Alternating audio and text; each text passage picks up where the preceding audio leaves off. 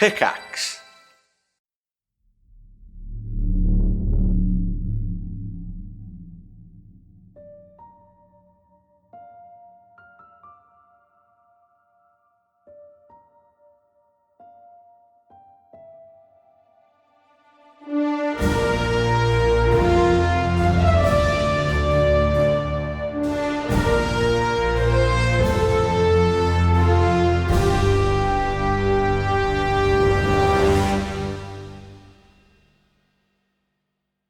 Giveaways, announcements, and more. Welcome to Campaign 2, everyone, and we're here to start off this new story with a bang. First off, our merch store is officially permanent. That's right, no more waiting for your next window of opportunity. You can get Cast Party merch any day of the year, like our brand new Retro Dice mascot tee that is live right now over at castparty.shop. That's castparty.shop. Also, our Patreon is upgraded and better than ever, offering 5 days early access at patreon.com/castparty for every single episode. That's including Campaign 2 and Nocturne. Yes, subscribed patrons have already listened to this episode and are chatting all about the juicy details on our community Discord 5 days early. Every single Patreon tier offers early access, and hey, while you're there, you can even cement your own ideas into the history of Icaria. Submit NPC names for the cast to encounter, pitch your location ideas for us to visit, or even create magic items for the cast to wield. Or you can snag our exclusive behind-the-scenes bonus chats, hilarious monthly one-shots, or even play one-shots DM'd by the director himself.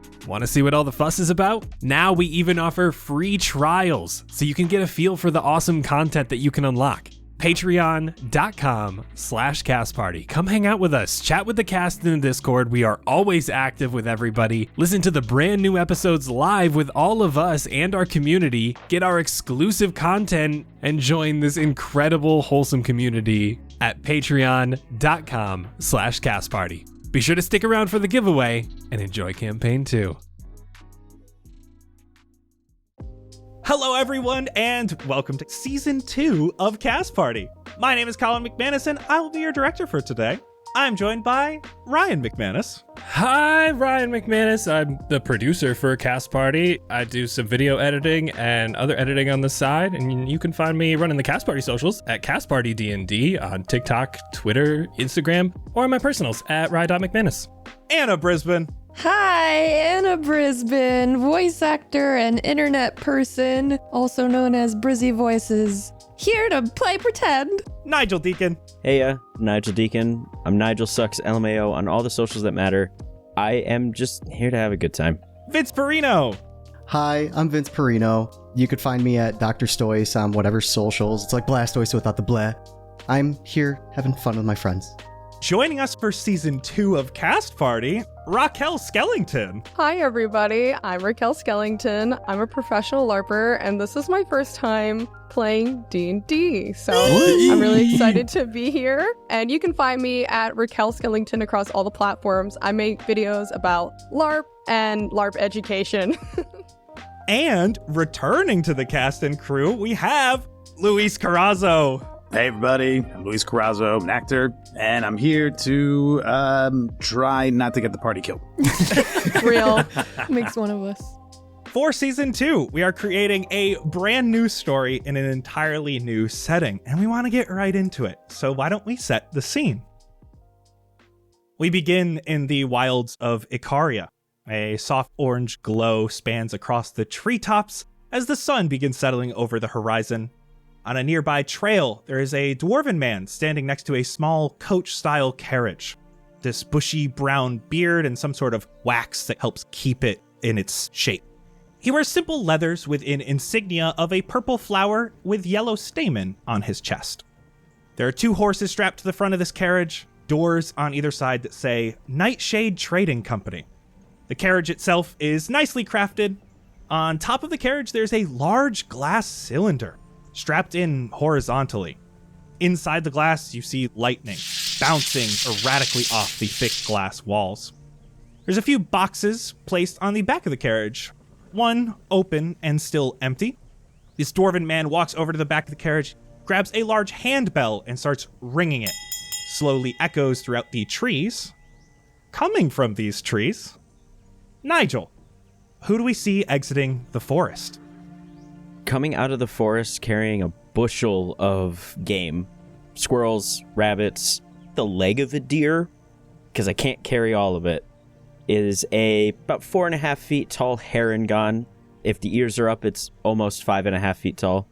1 foot metal, kind of like a Magitech, all the way up to about the rabbit equivalent of a knee. He's like the color of a chocolate lab. He's got a green and black bandana wrapped around his head that's kind of like keeping his ears down. Flowy green shirt, baggy brown pants that are cinched at the ankle, and a leather vest that's keeping everything tight against his chest, but his limbs are all very free moving. On his back, he's got a hoopak. It's like a staff that's got a slingshot at one end, except instead of a spear at the other, it's more of like a metal hook. As we see you head out of this forest, you approach this dwarven man, who you know to be Mel. Jack, let's get going. Fill out your report. Get back before it's too dark. Hands over a paper for you to write on and grabs these animals, this game, out of your hand. As he puts things into the crate, he grabs a particularly dirty squirrel you have, and he looks at it a bit, inspects it, looks back at you, scoffs, and hands it back to you. Thanks, I guess. Up in. Let's get going back to town. You'd think someday I'd get sick of your hop-in jokes, all these rabbit jabs, but I kind of like them still. I don't mean to make you feel less special. I do say that to everyone. You could have let me feel special, but it's fine. We should get going. You enter the carriage, take your seat across from Mel. It's just you and Mel here, as well as there's a driver in the front of the carriage, but they are separated by a window that's closed, so you don't typically interact with the drivers on these carriages. Mel gets in, closes all the doors and the windows so you can't see outside the carriage anymore.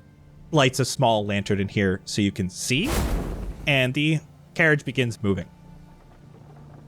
Listen, Jack, I know you've said no before, but you should come work for us. Full time. I can put in a good word. I don't know, Mel. It really doesn't feel like my vibe. I've never really wanted to be tied down like that, you know? Jack, you've been lucky so far. Never had a real encounter with the resonance out here, but I have warned you. Nightshade won't care about you if you aren't with them official. If something goes wrong out there, and you aren't one of us, they're not sending a search party.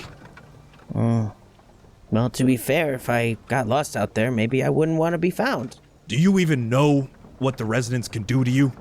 What it will do? No.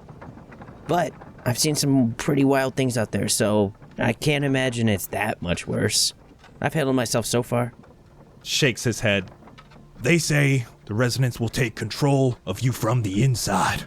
Corrupts your heart, your soul, makes you do things you'd never do before. And that's only if you encounter it in its pure form. Most of it already done that's corrupting. Animals, plants, magic, water, whatever it can get a hold of. There's always new stories coming from across Icaria.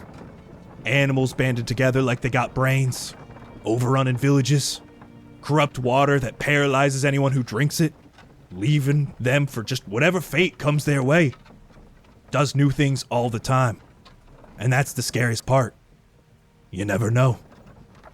I mean, to me, this kind of just sounds like what money does to people. But I digress. Money does the corrupting, that's for sure. Resonance is different, because you never know what's been corrupted. One of these days, you might be out hunting, just a simple squirrel, and maybe that arrow misses. And maybe that squirrel is just a little bit different. Maybe that squirrel got fangs now. Maybe that squirrel follows you into those trees. And maybe those fangs dig into your neck while you're not looking. It's just a good thing you didn't miss. And he gestures to the squirrel on your lap. Wait, did you give this one back because it's full of resonance? I wonder what it does to the flavor. I would not eat that if I was you. Well, you're not. Maybe you would have missed. You hear a knock from the front as the driver hits on the wall as the carriage stops. Mel gets out, allows you down. As you exit the carriage, you are outside of these massive stone walls. These walls house the city of Twin Rivers. You have seen them many times, as you've been living in Twin Rivers for some time. The walls themselves have these massive glass spheres on them, on the various joints in the walls where two walls come together, as well as more of that electricity, just like the cylinder that is on top of your current carriage. You can see these cylinders that transfer this lightning all across the walls. Behind you are some farms and some small pylons filled with electricity. This area is just to help keep these farms protected, but they're not in the actual city walls themselves. The main entrance to Twin Rivers is right here. You know that almost no one goes in and out of the city proper, only some of the farmers, those who transport the lightning to the pylons, the Nightshade Company, and you. Mel looks at you before moving you towards the guard at the front gate. I can help you, Jack. I'm just trying to help. If you need anything, I can get you in there. I appreciate it, Mel. Don't eat that. You see he pulls out a bag, gives you 3 silver and 20 night shillings. Thanks, Mel. And he brings you to the front gate where there is a guard here. Also with a similar insignia attached on their cloak, purple flower with those yellow stamen. Mel says, "Can you search him, please?" Luis, who do we see standing guard? You see a tiefling with horns that look like shorter antelope horns, sort of go around and curve a little bit towards the back. His skin is a orange-ish, rusted kind of color that has a sort of earthy, light brown overtones to it. He's about 5'10". He is, at this point, relaxing a little bit. He's got a glaive that he's basically using that to lean on, and has been just waiting patiently as he's seen these people coming towards the gate.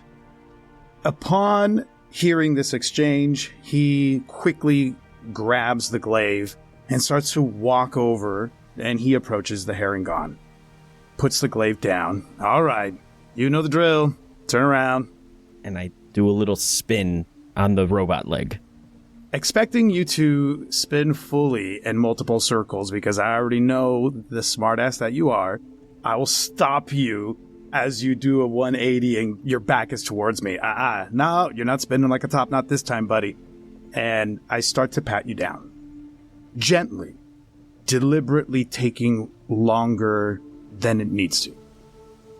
So what'd you see out there? Anything good this time? Well, if you take a look up in my hand, I've got this squirrel that's full of resonance, apparently. I didn't know that. Oh, whoa. No. I don't want you get that away from me. Hey, Mel was telling me that you would want it. I don't know. Look at him. You know, we're not going to let you in with that, right? I didn't really want it. I was going to sell it to you guys, but you didn't take it. Well, now I got to confiscate it from you. I know. You could have sold it to somebody else. It's whatever. Just put it on the ground with the other stuff that I'm going to have to take off you. There ain't nothing else you have to take off of me. Don't worry. Are you sure? I'm fairly sure. Okay, I'm going to pretend I didn't hear that. Hey, can you do something for me next time you're taken out on a run? Yeah, what do you need? Can you request me to go with you? I can. I'm really tired of being this guard. This guard duty is driving me nuts. I can imagine. I just feel like tied down. Yeah. Unable to leave this place, and I wanna, you know, I know you got some pull. Nobody does what you do. See if you can, just request a bodyguard. I can definitely do that. I mean, it can be kind of dangerous out there. I'm ready for that. I can handle myself just fine. Great. Well, yeah. He's patting you down, and he will go back to a side pocket that you have somewhere, and he pats it a little extra. Yeah, and whatever you have hiding in there, I won't say a thing. I have no idea what you're talking about. I wink. Step away from him before anyone starts to look at me and gives me a suspicious look because it's going a little longer than it usually does. Gates open. Jack, you're able to split away from Mel as Mel continues with the carriage. And you're able to go about your evening. But Santos, you go back to your guard post. You're standing guard alongside Linnea, someone you have worked with before in the Nightshade Trading Company. She's a big Goliath woman. She has to wear her own leathers because the ones that Nightshade tried to provide her would not fit just because of how tall she is. After you guys let the carriage through, you see that Jack and Mel start splitting off, but the gates do not come down. Normally they come down pretty quickly after that. Instead, as you look past through the gates, you see your directing officer Darian. He's coming towards you. Elven man, long, luscious blonde hair. He tends to hold his officer helmet in his hands so that the helmet does not ruin his hair, but it's always at the ready. You see a bright red gem on a ring that's on his left hand. Santos, Linnea, you're off the gate. Come with me. I'm going to play cool and I'm going to follow. Linnea also makes eye contact with you quickly and gives you a raised eyebrow, but nods forward. You're not off duty yet. The tavern will have to wait. With the city's crime rates getting out of control, the guard wants Nightshade to start doing investigations of crimes in the city. We need to prove we are capable of defending the city from itself and not just from the residents outside. That's where you two come in. You're going to take us off of our guard duty towards the end of our shift so that we can start a city watch investigation? A singular investigation, just to get our toes wet. We can do that, right, Santos? Right. Yeah. What's this assignment? The woman you're about to see was walking through an old market over by the rapids. Someone tried to grab her and throw her into a nearby cart, being drawn by a horse. She had a dagger on her and was able to stab one of her kidnappers. She was able to get away. We're tasked with finding any information we can about them. Huh. Well, looks like we're doing double duty today, aren't we, Linnea? Huh. Officer, we will get it done, and then we can go to the tavern. She looks at you, gives a little nod. I'll look to the side to meet her look, and then it shoots right back to Officer Darian. He's a hard-to-read person, I gather, but this is unusual. I want to see if there's a way that I can sense any of his... if he feels nervous. I don't know. Just want to see if I can get a read off of him to help me know what I might be in for. You get the honor of doing our first roll of Season 2. Can you please roll Insight for me, Santos? Yes. A 9. He is hard to read. One thing you know about him is you've seen him in stressful situations. He does not break very often. It is hard to tell whether this is stressful to him or if this is just another day. He gives you an address within a section of the city known as the Riverfront. Report to me in the morning with anything you find. Simply finish your shift. Find what you need to. We're not asking you to work overtime yet. This is important, however, so do your best. You got it. And I'll start to move with Linnea towards that address.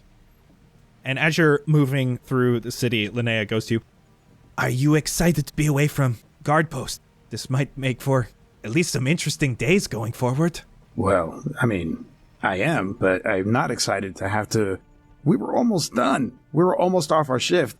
I'd rather be at the tavern and then maybe have this the way that I start tomorrow. Come on, we might be able to help someone who needs it, instead of just standing by a gate all day. And if we do good on this one, maybe we do investigating. There's a moment where Santos, his stride falters, catches up to Linnea and reaches up to put a hand on her shoulder. Thank you, Linnea. You're right. Maybe there is a chance for us to do something good here. She looks down at you with this big smile, and then she looks up into the sky. The sky's starting to go dark, night's starting to take over a bit. Linnea looks upward, as she often does throughout the day. And you would know this, that there are these 6 celestial bodies that are much closer than the distant stars that float above Icaria.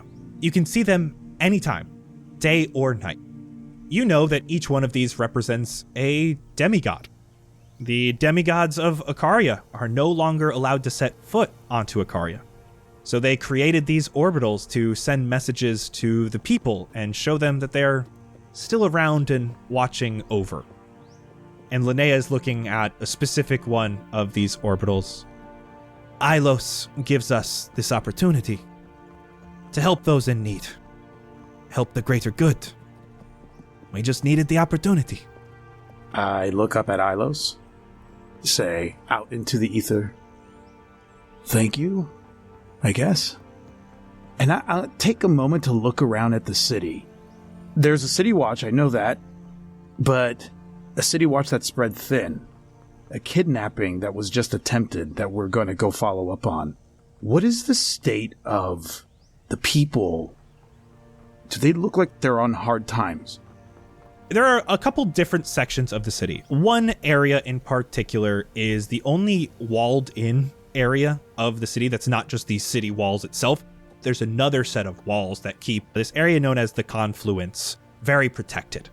These are the upper echelon, the high class. They are the Stormbringers, those who bring this lightning around the city, the high-up city guard. A lot of crime happens in Twin Rivers. There's a lot of poverty. There is some organized crime syndicates, and the guard can't handle it all. One of the reasons Nightshade is here is to help the guard so they don't have to protect against the things outside the city. Now it seems like crime has gotten so bad that even inside the city, they're needing assistance.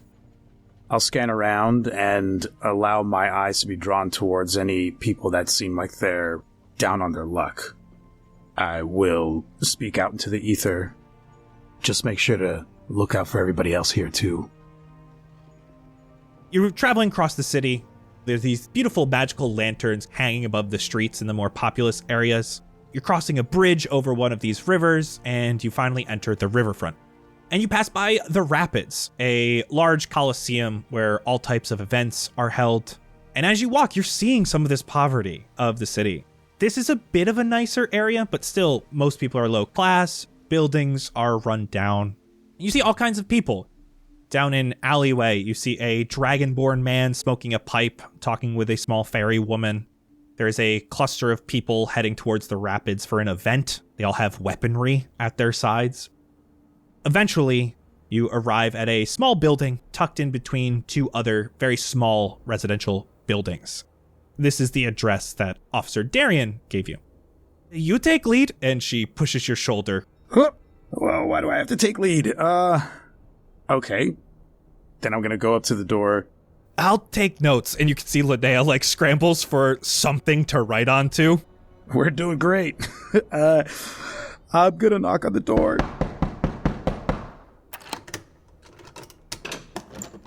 Opening the door slowly is a human woman, middle-aged, short, dark brown hair, and large circular glasses on her face.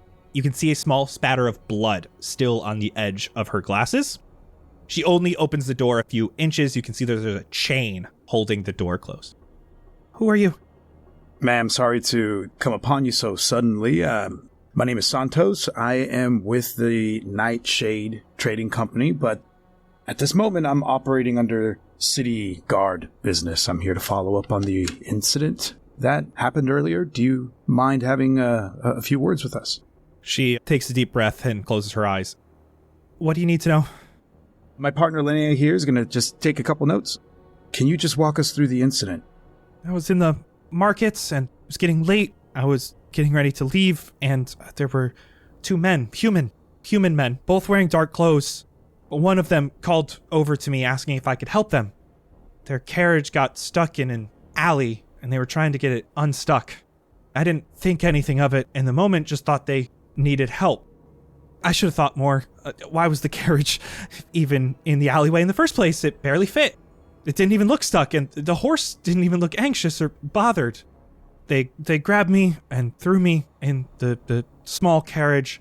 It had an open top behind the seat, and they tried to shut it on me, but I was able to grab my dagger, and I stabbed one of them and was able to get away.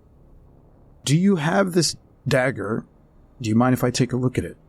She doesn't even have to move from where she is. there's a table right next to her just by the front door that she has the dagger on. Hands it out for you to grab. I'll take it.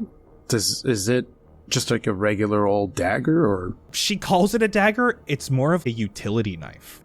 So I'm going to take note of the dimensions of the dagger. If and when we come upon what we think might be the suspects, and we can take note of the wounds that may have scarred over depending on how long it takes us to find them. Any reason you think they might have targeted you?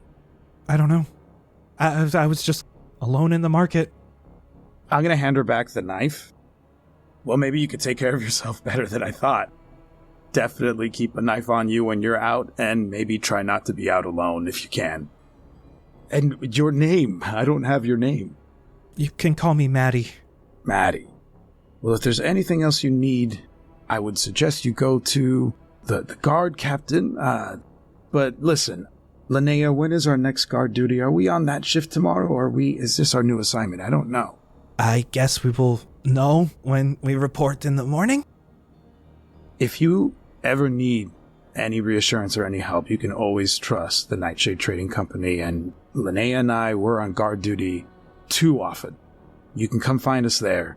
But for now, we're investigating this incident, and I'm glad that you're okay. Thank you. Probably stay inside a while. Are you alone? Right now, yes. My husband is getting off of work soon. Okay. We're just going to hang out here outside for a little while, if that's okay with you. Does that make you feel a little safer, knowing that we're just on the outside of your front door? Yes. We'll be here if you need us. We'll wait for him. And you can hear the door close, and you can hear that chain go back on the door. Linnea looks at you. I hope he's off soon, so we can still get those drinks tonight. You know what, Linnea, if you want to go ahead, I'll stand guard here alone. I didn't mean to rope you into that. No, this is a new part of the job, and we're partners in this. I'm here too. All right, partner. She does a big smile. She shows you her page, which is completely empty, save for the dimensions of the dagger. As she does so, as you turn around looking out from this step, you start to hear the sound of a small cart that is loudly bouncing over an uneven pathway nearby. Rattles as it settles back down into a smooth movement. Ryan, who do we see pushing the cart? You see a crimson red tiefling dressed to the nines pushing this once run-down cart. You can tell he's fixed it up recently. Splotches of bright colored paint over scrapes and supported and reinforced the wheels. Added some little electrical wiring to make some lights twinkle from the small covered cloth roof that hangs over his wares. But it's still looking rough. It's spruced up and attention grabbing, but rough. He looks to be in his mid-30s, 6'1"-ish, diamond face shape with prominent cheekbones right under a pair of ram's horns. They are black and burnt orange that start around his temple, circle back around his ears, and point upwards, resting just above his shoulders. You see a black devilish goatee adorns his face with the ends of his mustache twilled outwards. Atop his head is a black derby bowler hat covering short, swept-back hair. He is dressed in a full black suit and tie with both a handkerchief in his pocket as well as a tie that matches his crimson red skin tone with dress pants that are singed at the bottom. There are extravagant rings that adorn each and every finger, different gems, different cuts, different designs. Atop his shoulder sits a small mechanical bird, all made of silver polished metal, gears and pistons just whirring in the daytime. As its head rotates fully clockwise before its eyes shutter like a small camera, and he shoots up into the air. You continue moving through the riverfront, pushing your cart. It's a bit later. Most of the markets are closed, but there's still plenty of people around, especially with the event at the Rapids tonight. Moving towards an intersection of two roads, you start to hear a familiar sound that puts a bit of a shiver down your spine. The crackling of electricity coming from the streets. You see the intersection quickly clears of all these people as people move from the center. And you know the sound to be a sign of warning. Something dangerous is coming through the streets. As you wait with the crowd of people, you see a person walking down the street carrying a large device, holding magical lightning inside. The lightning that protects the city from the residents. This is an elven woman wearing only fabrics with a simple knife on her belt. She wears this device on her back, like a large backpack made of the same sturdy glass filled with this erratic blue lightning. The device has this small hose output that the woman holds in her hands, and she slowly pulls it to produce a little bit of static to warn others that people are coming through. You know that this is one of the Stormbringers. They capture electricity and move it throughout the city to defend from the residents. Their devices are as safe as they can make them, but they have been known to backfire and explode, causing destruction of property and innocence, which is why they let people know of their presence so people can move away. As the crackling gets quieter, people move back to what they're doing. You have a little bit more room to move your cart, and as you just start to get moving, you smell a very pungent whiff of tobacco close behind you. Trying to make himself known in this crowd of people now that everyone is sort of swarming the streets once more after the Stormbringer passed through, he has pushed his cart off to the side, and his lights and his whirring and the little electrical fancy devices are going off, just trying to bring people over to the cart. But he himself has positioned him more in the center of the street, standing in everybody's way, as he peers over his shoulder to just see where the smell might be coming from. You see a green dragonborn man. He's got a brown cattleman hat low on his head, making his eyes barely visible. He's wearing a dirty white shirt tucked into brown trousers held on only by a belt. Definitely does not look wealthy by any means. Mr. And he looks at the name of the side of your cart. Bjork, I have heard you sell jewelry. Do you make them yourself? I have indeed. Every piece is made by myself, along with the help of... Oh, he's gone. Myself. He looks up into the sky at the darkness of night. I see. I would like to inquire about a special ring to see if you could make it for me. Now we're talking, and I'm going to wrap my arm around this man and put my other arm facing the cart, basically guide him towards the cart as I just begin my spiel. Bjorg Jorgensen Mercantile Court is in the best salesman there's ever been. My gems are a 10 out of 10 now.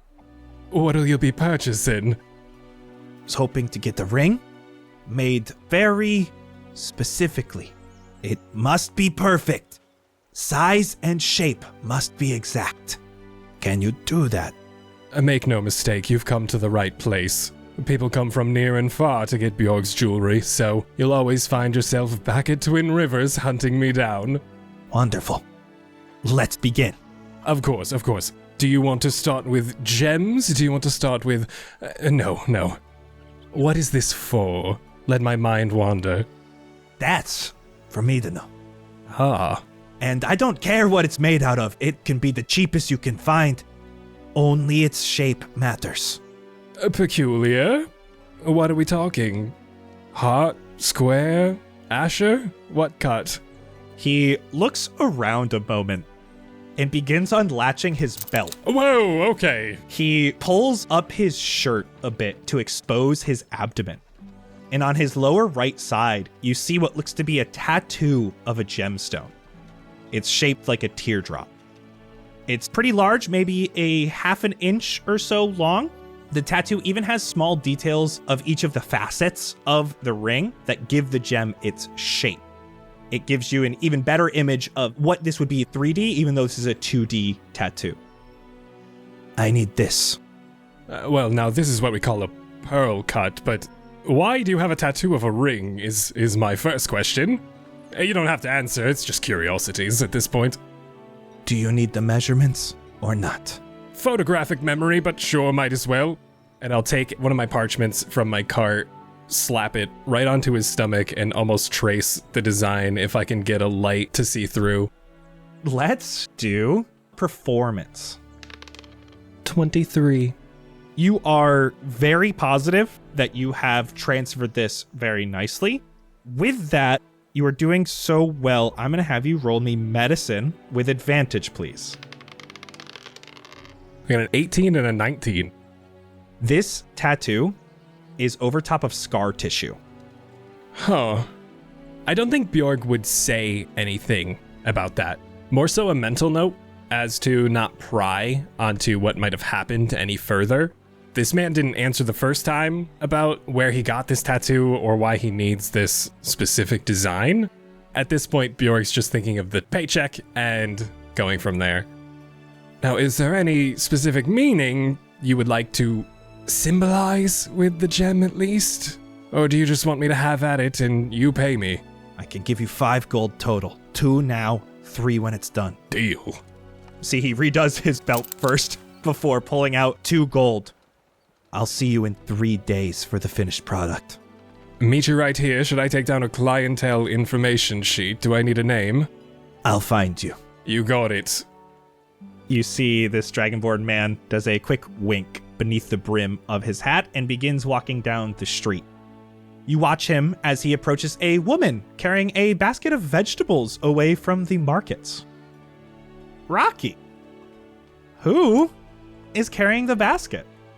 So you'll see this really, really tall woman. She has to be 7 feet tall. But yet, even though she's so tall, she's also kind of broad. Her face is a heart-shaped face, but she has features that you would distinctly say were elven in their look. But she's too big to be an elf.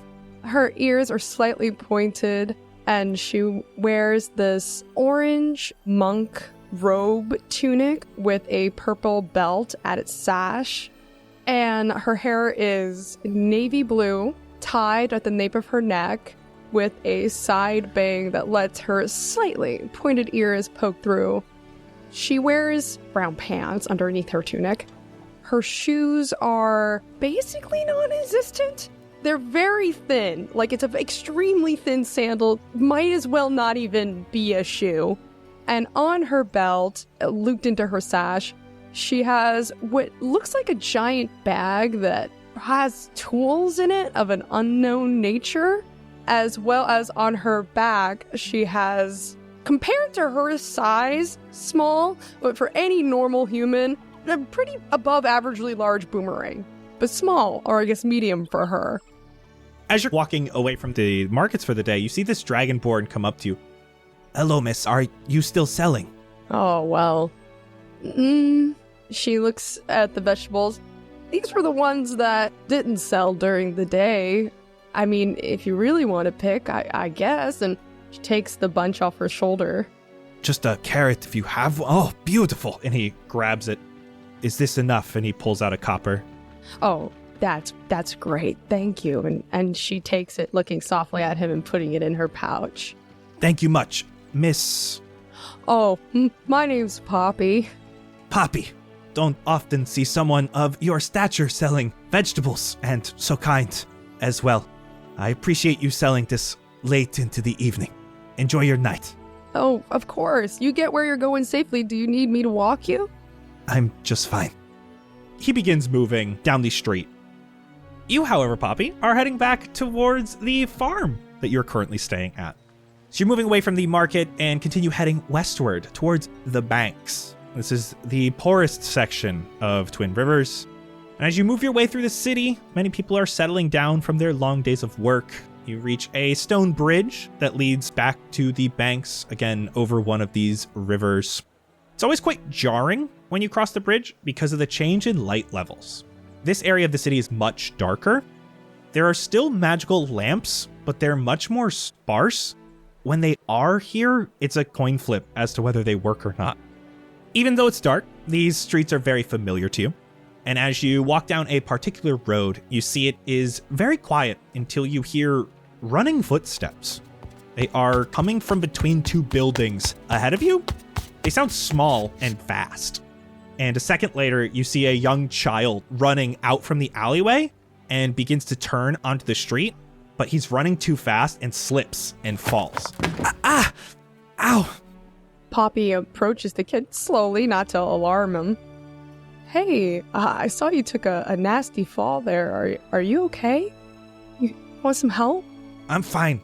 Go away. Well, you didn't look fine. No, you shouldn't come over here. Listen, kid, it's dark here, and it's getting late. Are you sure I can't just help you get where you gotta go?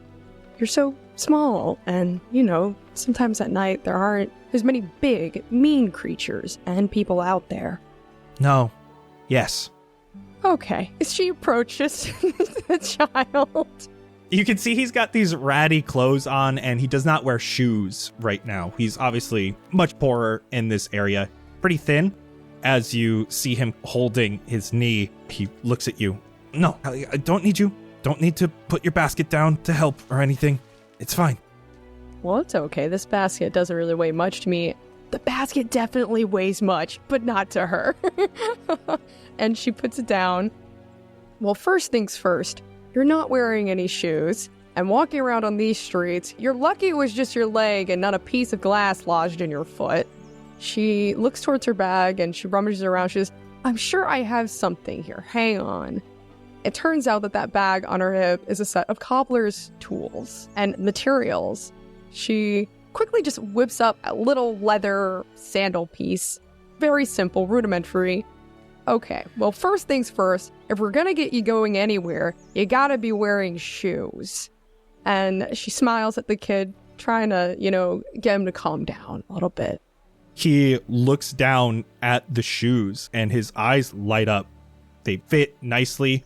You see he is looking back and forth between them, then looks at you, and he goes, no. But he's looking behind you. You turn around, and you see another young kid who has all of the vegetables out of the basket in his arms. And as you look at him, his eyes go wide. You don't have to steal if you're hungry. I'll just give it to you. You see the kid that you were speaking with earlier who just gave shoes. Did I do the reverse psychology? As he looks to the other kid. Wait a minute. You two. Hey. I see what you're both are doing, and if you're both hungry, you could have just asked and I would have given you the vegetable. Don't try and pull one over me. And she gets up, very tall, very big woman, okay? And she looms and has her hands on her hips. Are you hungry? Yes. We just need something for the day. You can take more than what you need for the day. You could take some for tomorrow, too. She takes a little bundles and stuff like that. Here, come on.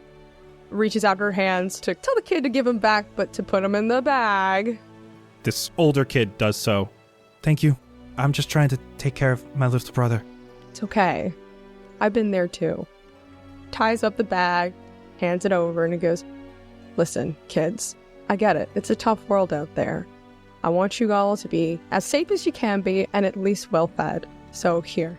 And she hands over everything, and I want you two to stick together and stay safe. As he gets up, wipes what looks to be blood off of his leg, but as it falls to the ground, it loses its red color, and it looks just like water. Oh, you both really had me going. Smart tricks. You guys are almost too smart to be street urchins.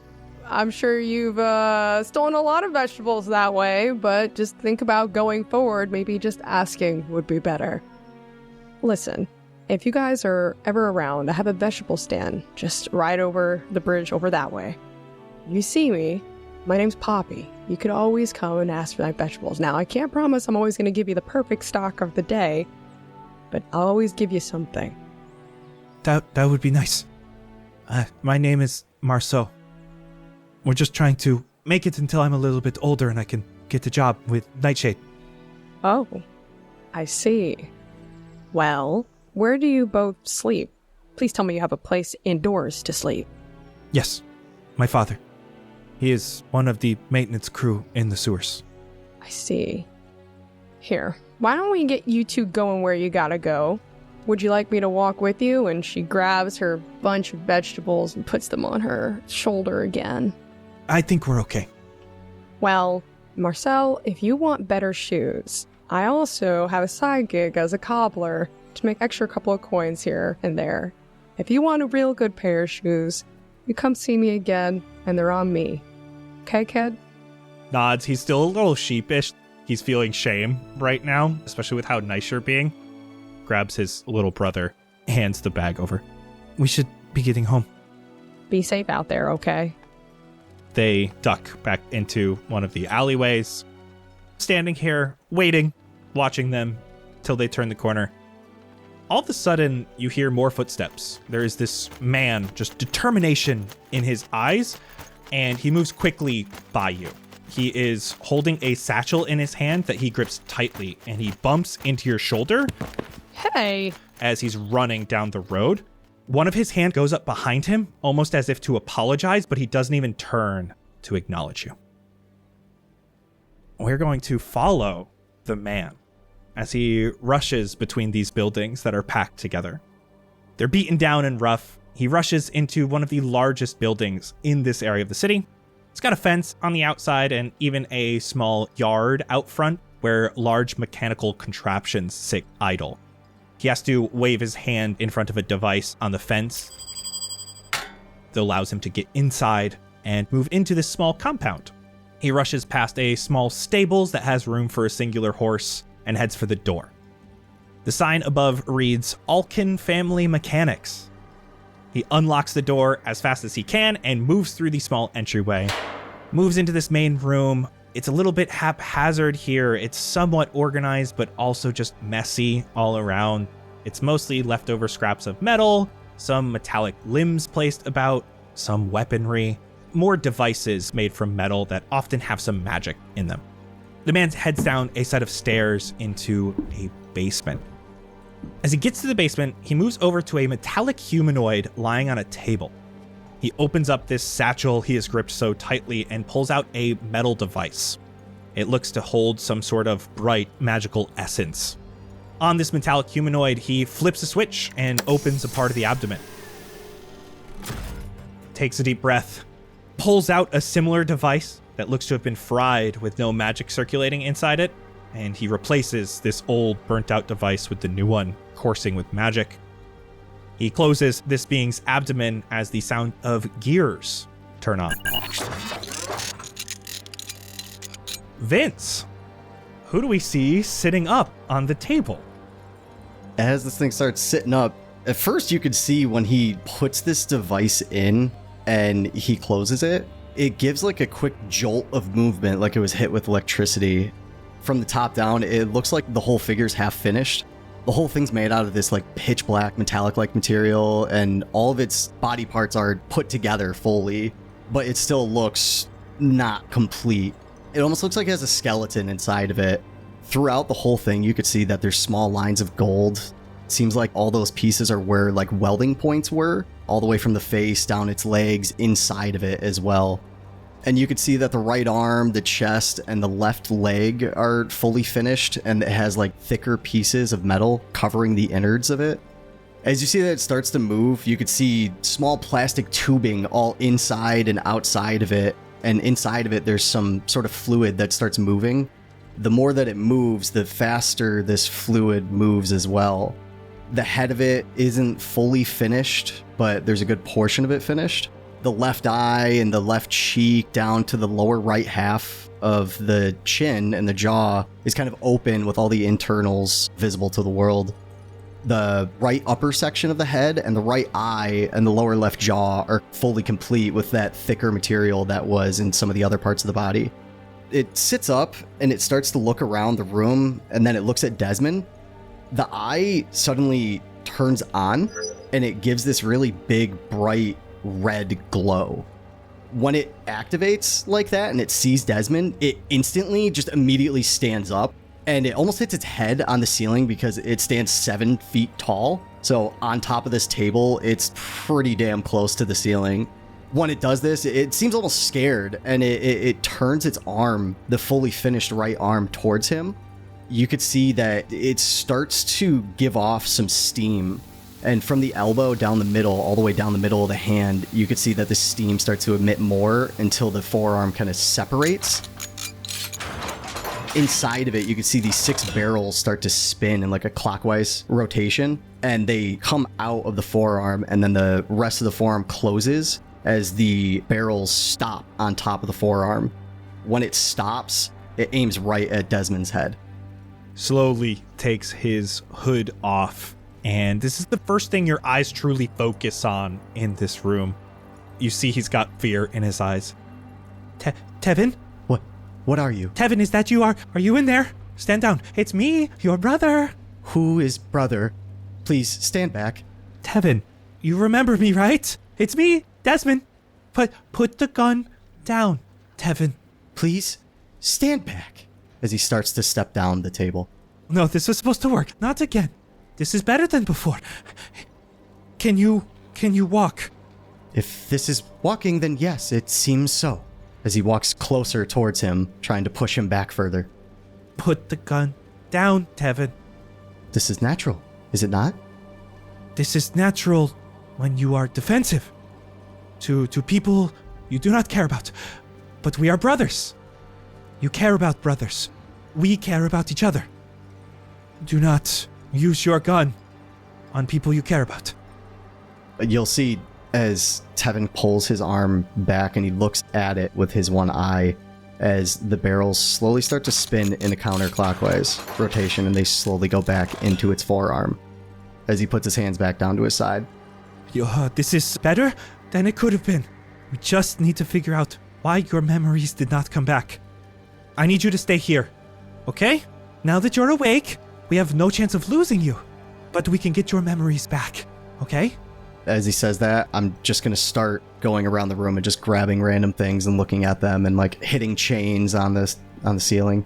Okay, listen, just look at me real quick, Tevin, and then you can explore all you want, okay? You being brother. Your brother, Desmond. There's two things I need you to really listen in here. One, I am your brother, and I will do anything for you. And two, you must listen to everything I say. Our number one goal is to get your memories back, to get you back to the way you were yesterday. Yesterday, but this is today. See, you know the words, you just don't know where you learned them and what they mean. But yesterday you had memories. Yesterday you knew my name, you knew my favorite color, you knew what we've done together, what we've built together. And we will get those back. I don't fully understand, but you seem to be very emotional at the moment. I'm a bit emotional, but I'm actually very excited. I need you to stay here, okay? I will be back. I have an idea. Just stay here. Look around. Anything to get your memories back, okay? He'll give him kind of a blank stare and then turn back over and start patting at one of the chains again. Desmond just runs up the stairs, leaving you alone in the basement. As you play with this chain and start looking around this room, it's filled with some interesting things. There are multiple other metallic bodies, very similar to your own. In fact, just like you, except for some minor differences. You are much less complete than some of the others here, though they are all haphazardly spread around the room. They look to have been discarded or pushed into corners. It also smells down here. Even though you don't have a nose per se, you can feel this acrid smell down here. Nearby, there is another table with a large shape underneath it, covered in a black tarp. I'd like to walk over to it with my good arm, poke it really hard. You walk over, and you start to hear a little bit of splashing beneath your feet as you look down and see a puddle of red liquid. Are my hands good enough where I can cup some of the liquid and just hold it up into the light a little more and take a better look? You do so. You have to get closer and closer to this light to try to see it. It is a relatively viscous liquid. You, as you look at it, know that this came from flesh, from a body. This area has fresh blood, but this whole basement has different areas with dried blood. You also notice a large, what we would call on Earth a dumpster. It's very large, metallic, 6 foot wide, 5 foot deep, that looks like a box that you can latch. If I'm able to, I want to undo those latches and look in. You start to undo one of the latches. There's 4 here. You get 1 done. You get a second one done. As you go for that third one, suddenly there is the sound of an explosion outside of the mechanic shop that shakes the entire building. A nearby water pipe bursts and sprays you with water. As that water hits you, you have to close your eyes. All you can see and feel is water. And we flash across the city to just that. Water. It encompasses a small being who struggles to reach the surface. It's dark and hard to see. The last bit of air expels from your lungs.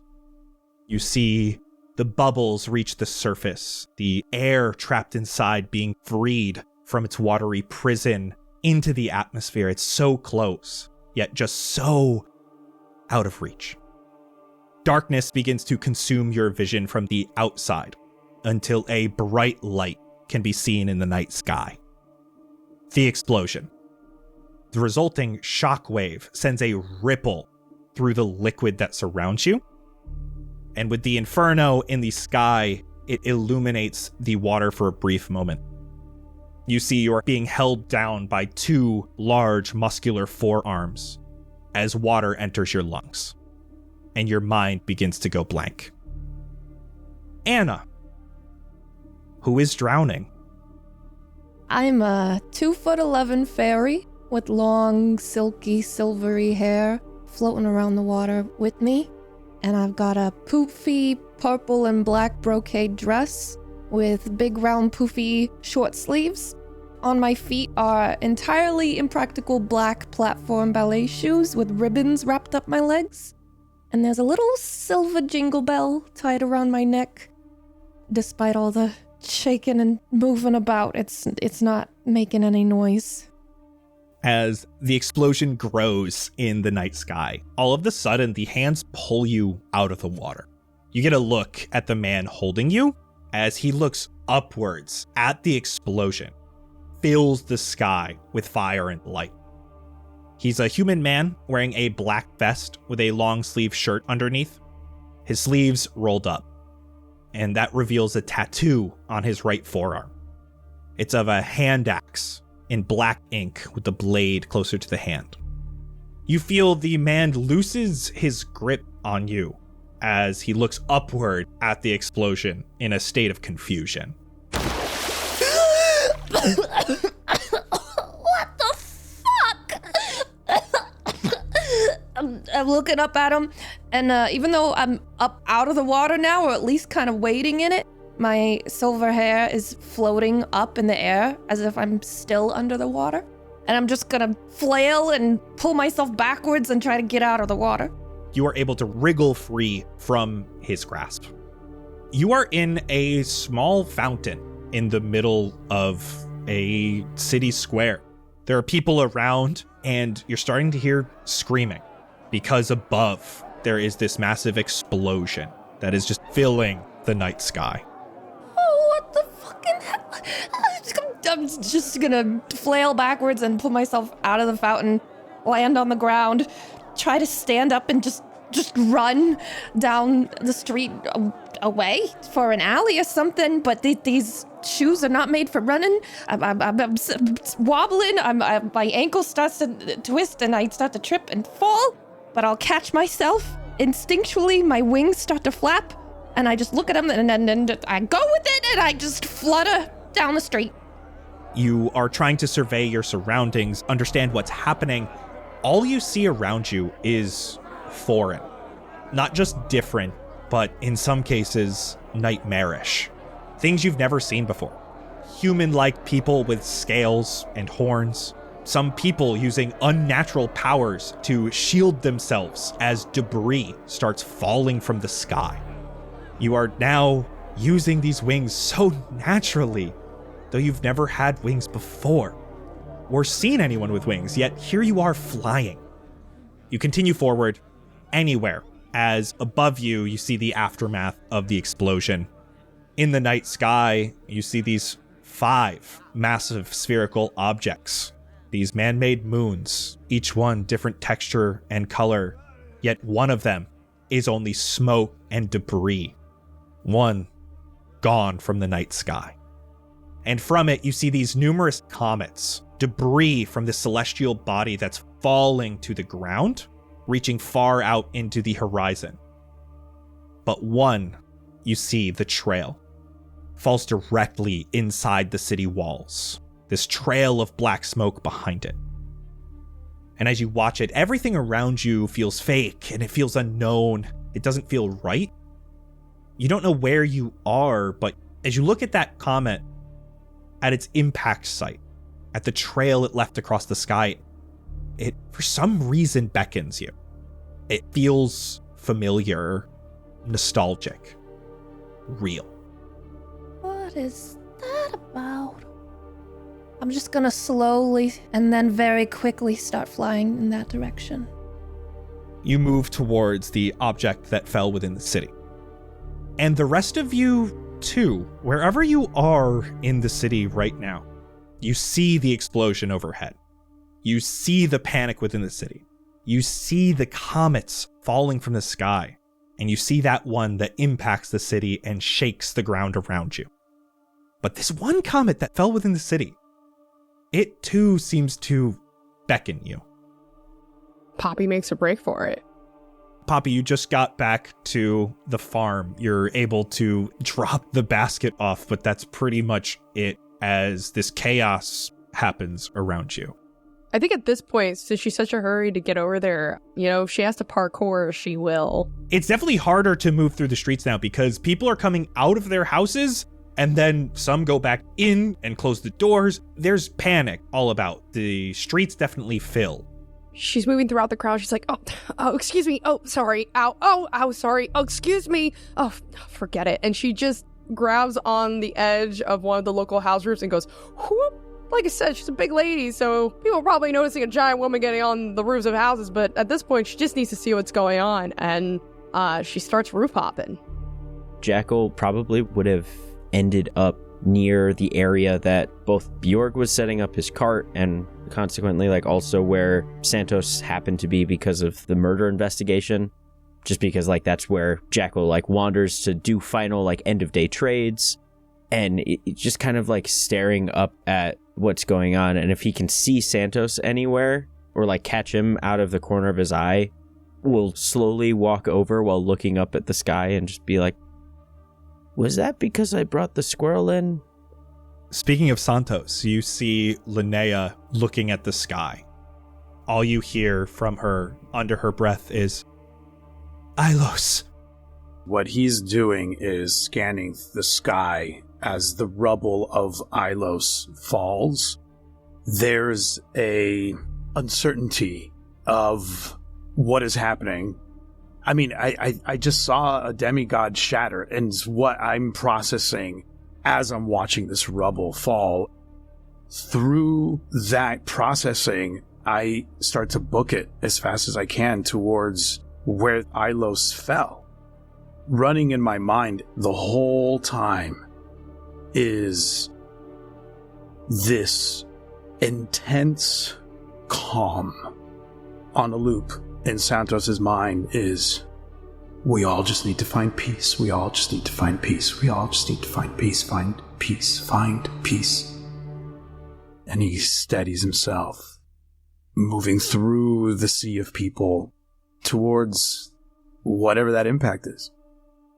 Jack, you are moving much slower. You see Santos push past you as you both get closer and closer to the impact site. Looking up and just seeing the debris falling down, and then a large Goliath woman go from rooftop to rooftop in the same direction, I whistle into the air as the little mechanical bird comes and sits on the shoulder, and I pick him up and I place him on the cart. Corvus, you have to watch the god. I don't know what that is, but moon rocks, who knows? I'll be right back. I'm going to set a little trap on the ground and leave my cart, turn off the bells, turn off the whistles, all the sparkling lights, try not to draw any attention to it, as I take a little wire and wrap it around the wheel well that leads directly to where someone would walk up to the cart and peruse the jewelry. So in case anyone happens to come, I am casting Snare as I give Corvus a little pat on his birdie head and just try to make my way to the potential impact site. Most definitely picking up small rocks that have fallen along the way. And finally, Tevin, you are in the basement here. You heard this explosion. You got splashed with water. You know so little right now. You know some words, you know basic movements, but you hear it. You rush upstairs and you see it and you feel this pull. This is familiar. Brother must have found memories. I gotta find him. His arm opens up again and the barrels come out, and he's just gonna start very quickly moving in the direction that he's getting pulled towards, and everybody that he runs by, he's just gonna point the barrels at them. Have you seen brother? People aren't even engaging with you. This is pure mayhem, but you keep running until you get to the impact site. All of you have seen this chaos around you, people rushing into their homes. You each approach the site where this object fell. There are hundreds of individuals here, all surrounding this now smoking object. No one is moving towards it. They keep their distance. You can hear some shouting, some individuals from Nightshade trying to calm people down and keep a perimeter. The object that sits in the small crater is metallic. It's a large dodecahedron, about 5 foot in diameter. Even though the metal walls are solid, there seems to be a faint red glow from inside the object. As more and more people gather around, there is suddenly a hissing sound, like air being released from a pressurized chamber. And as that sound gets louder, you see the walls of the object start to shift apart slightly, as this dark black smoke billows out from these cracks, and it hangs low to the floor and just spreads out rapidly. The smoke begins to engulf the entire crowd of people, including you all. I need everyone to roll me a d4. Oh. Well, here it comes. Not the D4s. The new tradition. I got a 1. I got a 4. Oh, I also got a 4. We threw on our trusty glove. Oh, what? A nat 20. No. Wait a A minute. d4, buddy. Oh, fuck. He wasted it. The wrong die! Oh my god. You said a D4? It was a D4. That tracks. Oh, buddy. Shit! A 4! Oh, it still works. That was tremendous. I got a 3. I also got a 3. Giveaway time! We have teamed up with Pixels Dice, a custom RGB Bluetooth connected glowing D20. Yep, now even your click-clacks can light up. Customize your Pixels Dice with special lighting effects during rolling on a crit, on a nat 1. The options are endless. We all have Pixels Dice, and we've been theming our dice effects based on our Season 2 characters. I currently have mine set to a red fire crackle effect for Bjorg, and when I crit, it goes wild with a huge shiny rainbow effect all the way around the die. It is so much fun. These dice are truly something that you just need to experience for yourself. And hey, guess what? We're giving away 3 of them. To enter, all you have to do is be an active, subscribed patron at patreon.com/castparty at any tier at the end of May. All new patrons who sign up between now and the end of May are eligible, as well as all existing subscribed patrons. One of these $60 Pixel Dice D20s could be yours. And hey, you get all of the Cast Party bonus goodies while you're at it just for entering. Patreon.com/castparty. Good luck, everybody.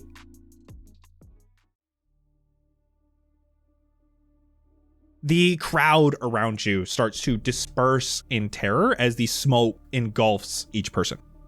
There is this chorus of screams, yells, running as people just begin to flee from the smoke, though no one is fast enough. Quickly, one after another, each individual falls unconscious as the chorus of screams slows and then stops. You see a Stormbringer, lightning pack still on their back, fall to the ground unconscious. And across this smoky field, being illuminated by the red light coming from this object, all you can see are a few people looking back at you. 6 individuals still standing after the smoke. You are all like silhouettes to each other. Though another source of light begins to cut through the smoke. The back of each of your right hands begins to glow. A mark you have never had before. They glow a bright white. They each look like an S, maybe made with a paintbrush. And they each have a small circle that fits neatly in the lower curve. And as you look down at your hands, you each begin to remember a time before. Jack. You remember sitting in a small concrete cell, blistering hot, a nearby window closed and locked from the outside with metal bars. Just enough of an opening so you can see the night sky above. Just outside this small holding cell is the front desk where a police officer sits fanning himself with a newspaper. You can see it's the Sydney Morning Herald. A small AC unit is lazily blowing air about, but it cannot keep up with how sweltering this heat is. What do you look like in this cell? What are you feeling? Not doing a whole lot, but sitting there in the cell is an average height, maybe slightly taller than average, like 5'10"-ish. Muscular without it being like a buff physique, more toned, more lean. Dirty blonde, longish hair. Kind of that stereotypical archaeologist animal handler outfit where it's like pants and a khaki jacket. Like think like somewhere between like the guy from Jurassic Park and Steve Irwin. Simple features, green eyes. You can see he like kind of glances over and looks into where the police officer's sitting and his like pile of stuff hasn't been processed yet. So it's just sitting there and he's just like wishing that he could be rubbing the rabbit's foot that's sitting there. He's just looking up into the sky through that little window, through those bars, and just like wishing for something. Like he's just thinking like, what could I have done differently? You see another officer comes into this small police station, drops a file off, and he leaves. And this man at the desk grabs the file, comes over to you. Jekyll Campman, how's the hand feeling now? Fine. This is going to take me a while. You just had to make it an international issue, didn't you? You'll be on the first plane tomorrow morning. Feds will be waiting for you when you get off. Looks away and just presses his head against the probably very warm cell wall. He leaves to another room in the back of this prison, presumably to do this paperwork. And you remember just being so bored. You can see the flickering of a television in the reflection of a nearby window, but it's on mute, so not very helpful for entertainment. You remember it felt like you were just here forever. But one notable thing happened. You were seated against the wall, looking out the window, gazing at the darkness of night. And you saw a shooting star. You remember closing your eyes and thinking deeply, and when your eyes open again, you see the dodecahedron, the smoke, and the individuals around you. Santos, as you look at that mark on your hand, you remember dread, fear. It was hard to breathe. Your breath's shallow and fast, your muscles tense as you run up a broken down staircase. The walls just riddled with graffiti and holes. You trip upon a broken stair but scramble upward to the door and slam it open. You continue to run, but are forced to stop at the edge of the roof, nearly falling off. You see this darkness surrounding a metal city. Lights illuminated and tall towers of glass in the distance. Though directly around you is decrepit and destroyed. Boarded up homes, police tape surrounding a burnt down building. Your mind almost feels calm a moment, seeing this wide open night sky, but your body still has those intense feelings of dread that just drain you to the core. Your mind and your body are at war with one another, one trying to calm, but one trying to run, until they split.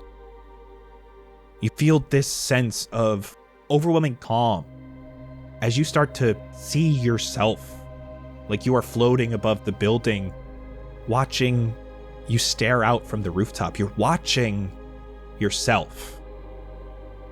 What do you see? I see a man with dark, unwashed hair, kind of matted, medium brown skin. He's thin, about 5'10". His eyes, they're large. They have this look like they've seen the devil. They don't blink. I see him collapse onto his back, his mouth a little bit open, his breathing erratic, even if it starts to slow. There's something about how his hands, the way they ring, the way they pull on each other, one hand wrapping its fingers around each finger of the other hand one at a time and pulling on it, tugging on it, clawing at it. You see your body fall backwards, pulling at those fingers, almost instinctively looking up at the sky. As you watch a line of light rapidly move across. Your mind, still calm, shudders a moment, and that vision of you watching yourself turns to a vision of you looking through the smoke and seeing another one of these beings, this dark silhouette, though this one's standing. Bjork, you remember sitting inside a nice car, a beautiful Bentley convertible, still with the price tag on it, $434,710.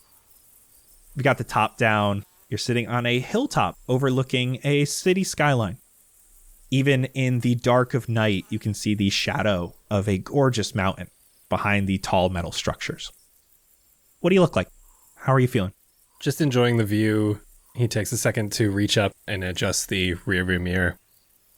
And staring back at himself is a slender, clean-shaven man, late 20s, early 30s, caramel eyes, and a freshly lined up buzz cut of light brown hair. He is dressed in a full suit and tie, though as his arm is up, he's kind of giving his outfit a once-over before he takes both hands and undoes the tie and drapes it around his neck. Just enjoying the nighttime sky, he decides to sit back, prop his feet up outside the driver's side window right by the side mirror as he reclines his seat all the way back, takes a deep breath as a smile comes over his face. His head falls back into the headrest. He closes his eyes and just breathes in the nighttime air and smiles. So quiet, peaceful. But you remember the quiet being interrupted by the sound of a notification on your phone. He pulls out the phone. It is a confirmation email for a large sum of money that was successfully transferred to a company called Cedar Home Loans. And after he looks at that email, the smile stays, but he swipes away the notification and scrolls through his phone to find his text message app. He opens it up and he's trying to search for a specific thread, and he stops on a contact called Schmookus. There's a pre-written text in the box with tears just streaming down his cheeks. He sends it without even taking the time to really glance at it or think twice. He just hits send as his adrenaline is pumping. He tries to take a moment to calm himself, but in almost a split-second decision, just staring out over the bright lights and the skyscrapers. Nah, fuck him. As in a hurried motion, he unbuckles, he takes his feet off the car door, and he peers down at the gear shift. And you hear him shift gears as he gets out and slams the door. He walks to the back of the Bentley, and with the lights shining in the distance, he pushes the car off the cliff.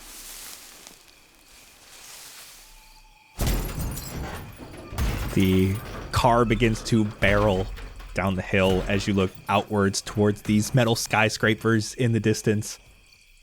Just above it, this beautiful city, you see a beam of light shoot across the sky. And that echo continues as you return to your body. And instead of that echo, you hear the hissing coming from the object in the crater. Poppy, you remember a taste in your mouth. Like a rusty nail was placed into your last meal. You feel this terrible pounding in your head as you rise from the dirty asphalt that's wet with your blood. The pain rushes to your head as you move, but you're able to sit up. You're in a dirty alleyway between two buildings. It's night. What do you look like? How do you feel? I got tattered jeans on. I have Converse sneakers with a hole in the toe. I'm wearing a jean jacket with a burgundy tank top that's also pretty shredded. Her hair is to her shoulders and wildly curly and also matted with blood. Her hands, they're workers' hands, and they are full of scars with messed up nails bitten down beyond stubs. Gather yourself and you look down at your side and you see next to you your wallet. Grab it, open it, and you see nearly everything has been taken from it. All that remains is your ID, as well as a business card has been placed here. No words on the card at all. It's simply a skull with an arrow through it. The sharp point of the arrow points directly to the picture on your ID. She screams in a sense of hopeless agony, punches the building wall right in front of her, knowing that that's probably going to mess up her hand, but she just doesn't care. Tears are running down her face, and all she can think about, my God, if only I was more. If only I could be more. This wouldn't have happened. If only I was stronger. You grab your wallet, at least for the ID, and you begin to move out of the alleyway. As you reach the street, you see it's a very foggy night. The entirety of the street is empty. Not a single car parked or person walking. It's almost hard to see as you look around with just this amount of fog. See the glow coming from the streetlights, illuminating these small portions of the street. It's almost surreal. The city has never seemed this quiet or this empty. You see another source of light shining through the fog. And as you look upward, you see a star shoot across the sky. And as you look back down to this surreal street, instead of the fog and the streetlights, you see the smoke and the lights from the symbols aglow on these individuals' hands. Tevin, you remember the feeling of cold coming from underneath you. You remember lying on a hard table, and the table is cold against the skin on your arms. Everything around you is dark, like the memory isn't fully complete. You don't hear anything. You can barely see around you. You are simply looking upward as you lay on this table. You see a night sky filled with stars, but just before it, you see a reflection, a glass ceiling. In it, you see yourself. What do you look like in this reflection? As I'm looking up towards this reflection, all that's behind me, you can see a little bit of that white table and a pool of blonde hair draped around the tops of my shoulders a little bit. On my face, you could see that there's a big scar from the left eye. It's deep and rugged, and it looks brutal. And it extends down the cheek and into the right chin. It covers the eye so much that it's closed it off, and it seems like it's almost melded together as if it can't open ever again. You lie here looking at your reflection as your eyes focus to the night sky beyond it. Your vision begins to fade to black. More and more stars disappear until a single star moves through the sky, and your vision fades completely. Though it rapidly comes back as your eyes open once again. Staring into the sky where the star just was, you see another piece of massive debris from the explosion overhead shooting across the sky, off into the horizon. Lenore, you remember the feeling of your feet dangling. You are high up, sitting on the edge of the George Washington Bridge. It's nighttime, but there's still a lot of noise here.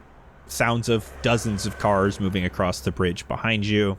In the water, you watch as a yacht moves underneath the bridge until you can only see the waves it leaves behind. It's a beautiful night. The skies are clear. You can even see a handful of stars in the sky. What are you doing? What do you look like? I am now 5'5", and the fairy wings are attached to straps on my back. My silver hair is a cheap Party City wig, looking a little worse for wear after a long day. Black mascara is running down my cheeks, and I'm wearing the same purple dress as before, but now it goes down just past my knees rather than the mini skirt that it is on Icaria. And I'm just sat up on top of a fence, dangling my platform ballet shoes over the water, looking up at what is normally a very starless sky. So that's fascinating. But I'm definitely letting the sound of cars or anything behind me just kind of dull out as I stare at the stars, just thinking about the past few days. Utterly forlorn and trying to make sense of it all.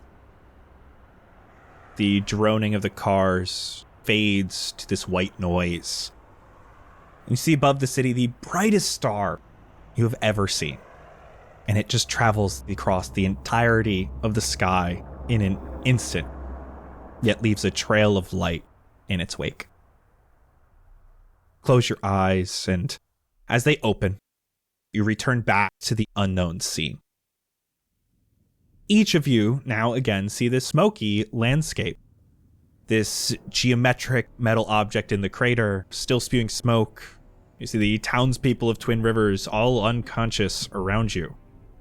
And the others who are still standing. The light from their hands cutting through the smoke. How deep is this smoke? Can I fly up over it? 10, 15 feet high, it stays towards the ground. As you get up, you see that the smoke has spread across the city. Oh, hey! Hey, what's going on? Does anyone know what this is? I can tell that that's coming from the sky above. In that moment, wings unfold from the back of Santos, and he leaps up and also flies out of the smoke as almost bat-like wings flap him up. As you say that, you see a tiefling, like I described earlier, but now the wings that he has have been exposed, flying above the smoke, and you see his hair is long, and it's completely white. I don't know what's going on. Do you know? And his glaive is in his hand. What the hell are you? What do you mean? What the? I was on an investigation. I'm a member of the Nightshade Trading Company. What the hell am I? What the hell is going on? Yeah, it's a funny dream. A funny dream? Yeah, this is the most vivid thing I've ever experienced. Oh no. This is not a dream. And I'm gonna call out to the people underneath whose hands were glowing as well. Hey, you down there! Are you all right? Yeah, not a dream. Not a dream, okay. Bjorg reaches into his suit jacket way farther than he should have to and pulls out the silhouette of a very small revolver, points it straight forward, and heads towards the towering figure, Tevin. I don't know what is going on, but I need everyone to calm down. You're very large. Please come forward slowly. Tevin's holding his arm out just straight at nothing and just looks over at Bjorg and then looks up towards the sky and just aims his arm and gun up towards the two flying figures and fires one round just between them. You up there, do you have memories for me? For you. Mine. Do you have them? A memory is something you could just give. You want a story? What do you mean? I am searching for them, along with brother. Do robots have brothers? I see. And then he'll aim the arm towards Bjorg and fire right in front of his feet. Memories! Whoa, okay, this is a bit embarrassing. That is much bigger than mine. I'm going to put it back in my suit jacket pocket and just hand straight up. I don't know what memories are. Well, I do, but I have plenty, but they're not for you. I would love to try and like sneak around behind Tevin and just hook his arm with the hook at the end of my hoopek. I don't know. I still don't know how to say it. Just hook it and pull it down. Let's stop doing that, please, perhaps. Interesting. What are you? My name's Jackal. You are small, like brother. Does that make you brother as well? Yes. For the sake of argument, let's say yes. I see. And the gun rotates back and goes into his forearm. Perfect. And I like unhook completely. What's your name, bro? I am told I am Tevin. Tevin, it's a pleasure to meet you. It looks like we've got something in common. And I raise my hand up to show the symbol on the back of my hand and point at his. Look down and see mine glowing. Seems so. Put it right in his face. Do you see? Yep, okay, yes. And I don't think we're alone. At this point, the smoke is starting to thin. You can start to see people's faces even from a distance. And you do see Poppy just on the other side, also hand glowing. Hand glowing. Her hand on the outside and on the inside, almost as if she's holding a little mini sun in the palm of her hand. And she looks wide-eyed and she's just standing there, quiet. Bjorg will hands up to Tevin, then turn and face you. Just keep his hand straight in the air. I didn't come for trouble. Are you okay? I also. And she like wiggles her hand so that the ball of sun that she was holding dissipates almost. She blinks. I don't want any trouble either. Sorry. This is odd. And I'll stop pointing guns at each other. I put mine away. You tell him. This is away. He's good. As you say that, Tevin just puts both of his hands up like you, sneaks over and stands next to you. Yes, there you go. Straight up. Now that the smoke has dissipated, he does a double take at you, Tevin. You are extraordinary, aren't you? I am told I'm being defensive by first brother, so I apologize. No, that's fine. Do as you're told. God, you're beautiful. Okay. I'll take a look at you later. I've never seen anything like you. Hello. Hello. Just looks at everyone. Hello. Hi. As those greetings kind of cycle around, are there bodies on the ground near us? Hundreds. Thousands across the city, but a big portion of them rushed here, and you are the only ones not on the ground. Ah, okay. As the smoke dissipates and that reality sets in, I fly down immediately. You have this aerial view, and you catch a glimpse of Officer Darian's helmet. And you see that Officer Darian is lying on the ground I'll here. go there to him. I need someone to take charge, and he's the person to do it, if he's alive. You're very easily able to determine that at least he is breathing. All of the people around I'm going are. to try to wake him up and shake him. It's like he doesn't have a spine right now. The head lies lazily. No matter how much shaking you do, he goes limp. I'll call out to the group. Everyone around us seems to be alive. They're just, I guess, asleep. Asleep? Okay. Well, it must be coming from this thing, whatever this is. Poppy wants to go closer to it. I want to see. I'll fly up with her. Poppy wants to see if there's any cracks in between. Is it just a solid mass, or... Roll me investigation. Ooh. I got a 12. While she is looking, I'm going to look over at the other tiefling that has joined. I'm going to notice the symbol on your armor. Your nightshade, don't you have a protocol or something to get rid of this? We don't have a protocol for this. I've never seen anything like this, and if there is a protocol, then the person that would know it is who's unconscious right here at my feet. Oh, wonderful. The law is going to be useless here. Poppy looks back at the thing. This is a big dodecahedron. It's got these large metal plates. It had almost opened itself to allow this smoke out. It still sits partially opened. It does not look cracked by any means, though.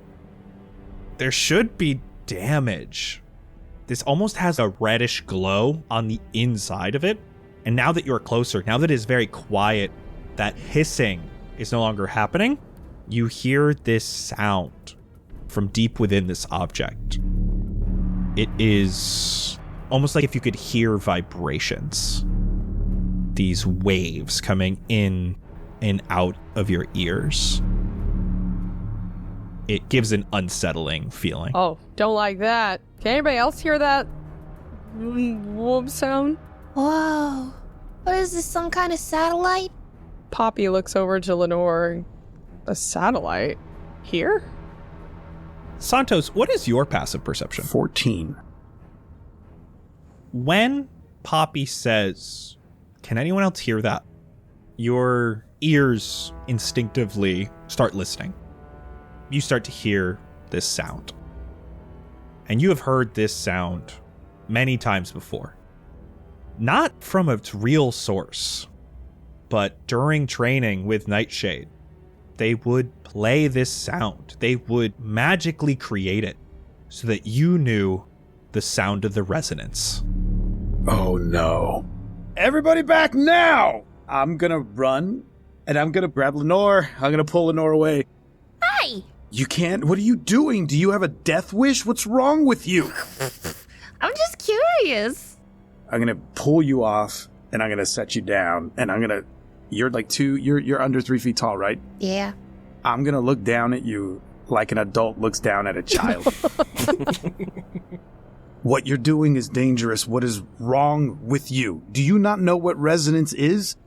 It's like when you're speaking from your chest and you're like, oh, I have a full voice. That's not it.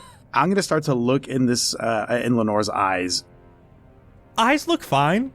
They're energetic and moving back and forth. What you do notice is the hair almost looks like it's floating in water right now behind her, but also she is My drenched. skirt too, just wafting.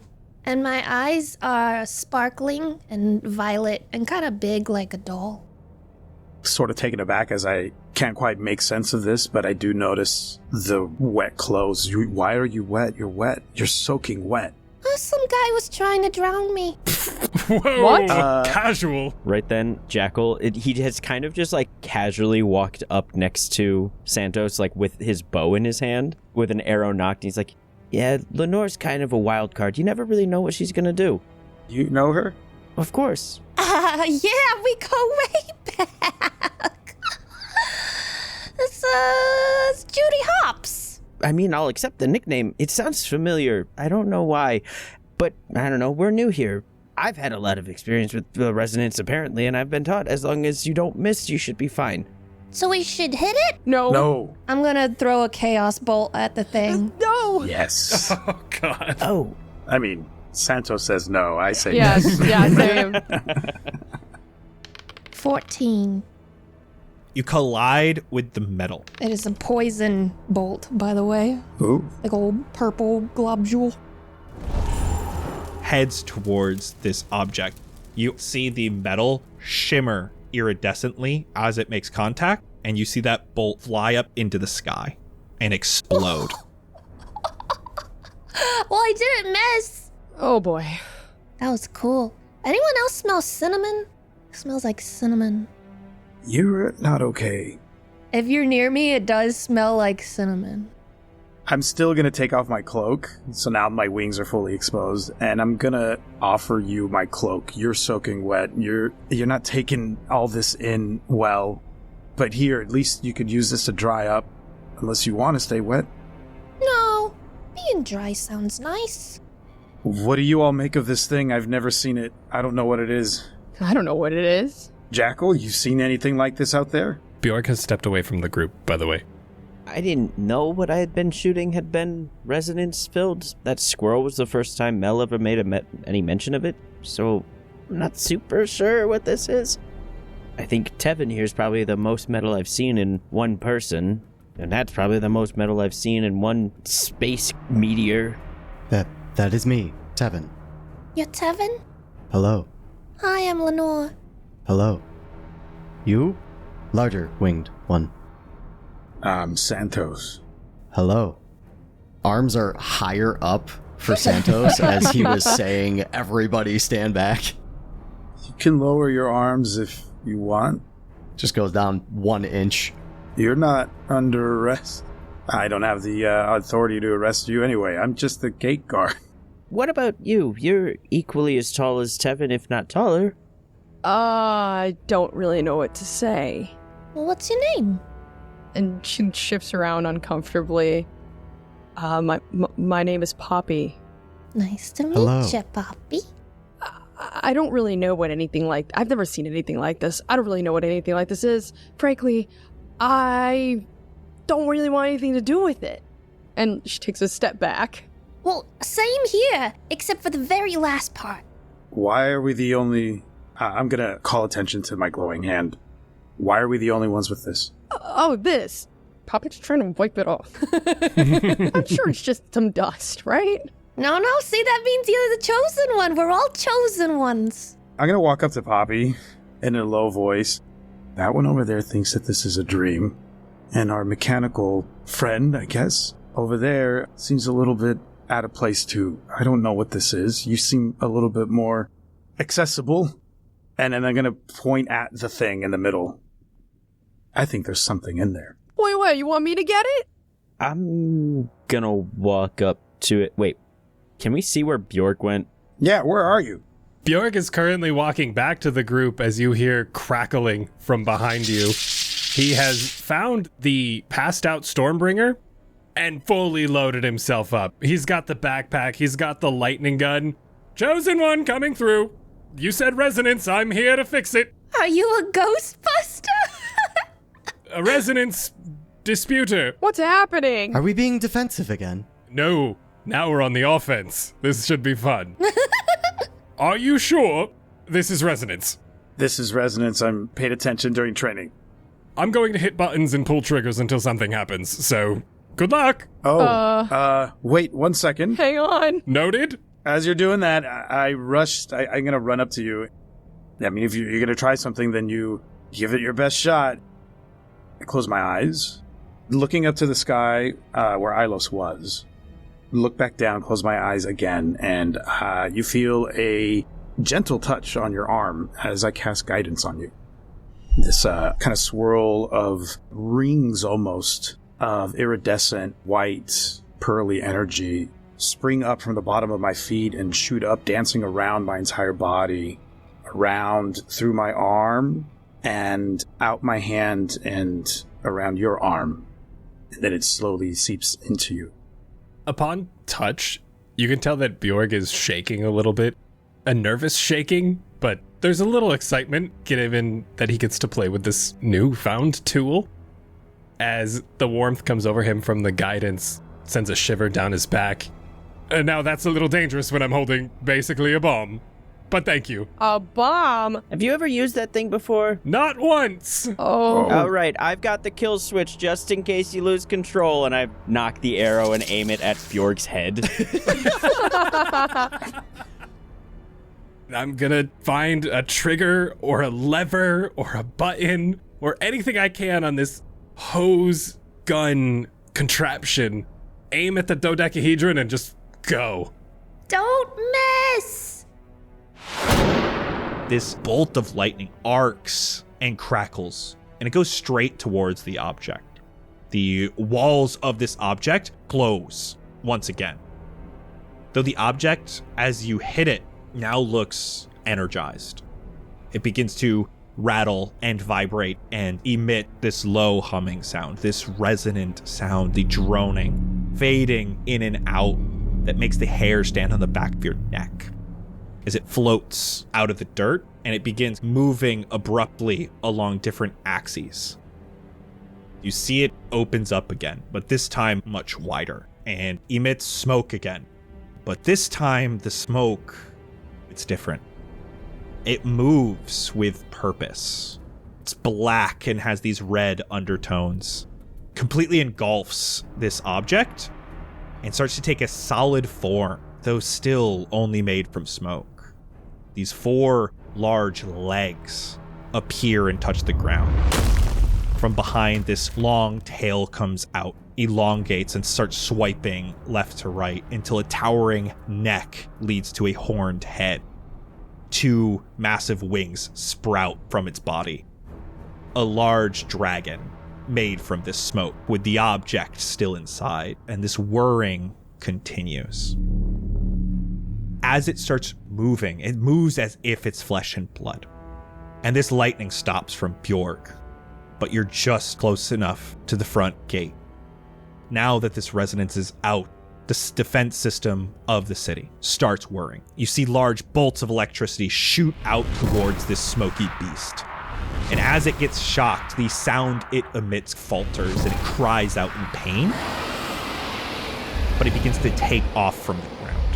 You feel that wind whip from its wings as it takes to the skies. And lightning just continues to shoot away from the city walls. This beast just flies out towards the horizon. Soon enough, the walls stop shooting lightning as it's too far out. And it continues further into the night sky until you can't even see it in the distance. And as it leaves, the markings on your hands stop glowing. Where they were, for those of you with skin, your skin is now a different color, like a birthmark. Jack, for you, your hair is white. Tevin, for you, it looks like the metal on your hand has become golden in that shape.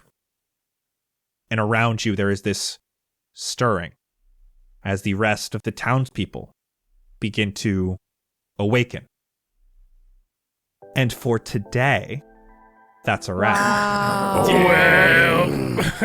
Season 2, baby. So it begins. I'm locked in. Nice. Thank you all so much for listening and joining us for the start of season 2. Everyone, huge warm welcomes to Rocky and Louie. This was amazing. So excited to have you both. We got tons of new information here, so if you want to hear us talk about all the excitement, you can do so in just 1 week over on Behind the Scenes. To celebrate the start of season 2, we're releasing BTS for this episode for free. But if you want more BTS, which we do for every single episode, as well as so much awesome Cast Party content, head on over patreon.com/castparty. The start of season 2 is the absolute best time to show your support for the cast and get the extra content that you know you want. Thank you so much for listening. We hope you are as excited as we are for this brand new adventure. Bye-bye. Bye. Oh my gosh. We did it.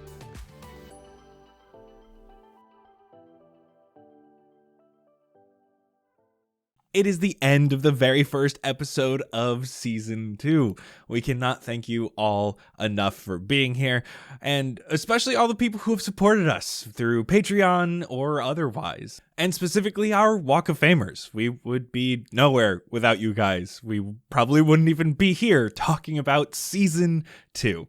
We hope you are as excited as we are. So just an absolute huge shout out to a new guy, and Dragons, Dubword, Saint E Love, Eric 5, Polyamorous Swirl, Forerunner, Frankie, Heather, Isuik, Jusky Fire, Jesse, Jonas, Kaylee, Lady Lorax, Lexi, Opti, Bassdrop, Bubba, Ebab Flow, Twisted Abyss, and Slimy. Thank you all so much for your continued support, and we hope you enjoy Season 2.